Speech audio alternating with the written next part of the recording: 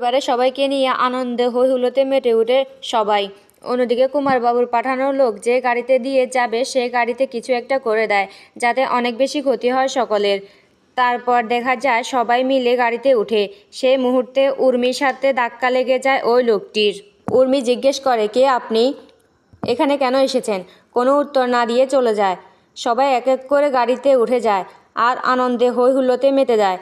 সূর্য দীপাকে বলে একটা গান শোনাতে। দীপা একটি গান ধরে। অন্যদিকে চারু দীপার গান শুনে নিজেকে কোনোভাবে আটকাতে পারে না। চারু দীপার গানে তালে তাল মিলায় ও নাচে গানে মেতে ওঠে, যেটা দেখে তো সোনা আর রূপা ভীষণ আনন্দ পায়।